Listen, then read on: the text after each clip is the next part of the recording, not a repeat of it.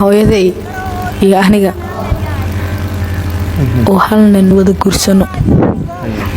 halkii nin aan wada guursanay hooyaday horta alxamdulillah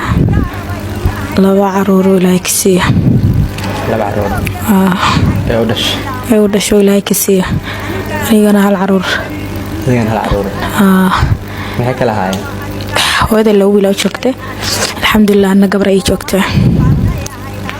hooyada iyo adiga hal nin ka wada dhaleen hal nin ana ka wada dhalay way saddex cunug oo isku aaba oo gabar iyo hooyadeedna ay kala dhaleen والله أرتو ما ديدو إنه وحي وقتي كان أوكينا وحول بقدر على جوجا ذا وحول بعرنتيتها دواتنا ملهن قصة دي مركا وحي نقطي وحا أوجانا دي بأكو أوجاني ودعدا وحي هيد معلم با وحا دعدي هو يعون جدا بمركي فولا نيسي إن عندك تركي تجو إنك أنا يقبو هو يقبينه ويمادو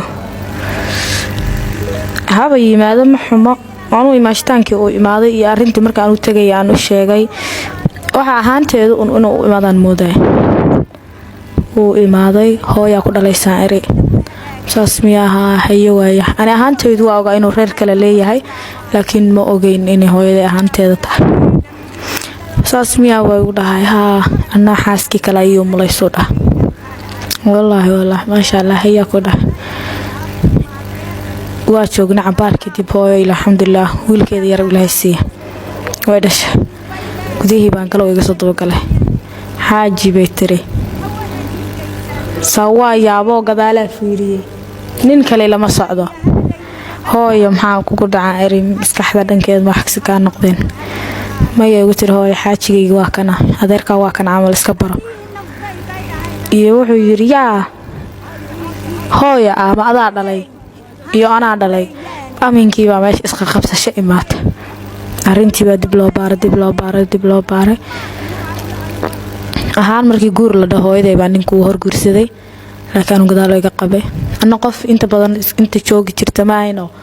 safariya iska iska bixi jiray inta badan markay joogi markaa ay joogay marka ninkaan oo qadka Facebook iska barana waa sheekaysanay reerkii wiiga soo doonay aabo haba isii saasuu email geystay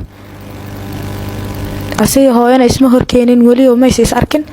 hooyana reerkeedii ay lahayd adeer inta u tago aawi iyo waxa iyo barmidna ma dhihin waa la joogay arintii hooyo meeshanka ku umushay waa soo bixinay waa keenay xaafadeydii la keenay arintii dib ugu noqonay waa baarnay dan wuxuu dhahay inaad u dhashayna ma ogeyn gabadhan wuxuu yiri in hooyada tahay ma ogeyn anu waxaan ogaa ka soo sameeyo uma sameyn lahayn mid kale tuu dhahay ani hadda hooyada hadda aan qabo adna aan ogahayo dhahay inaan ku qabo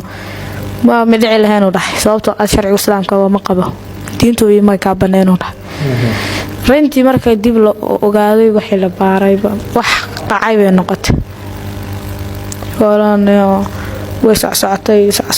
فايدين كسب بحنا نرجنا وأنا مركو حقو قارنين وهو ينفره أنو إسكا كيفره عرورتي ناس كهيسونه يا وحلو هالله يا كلام الله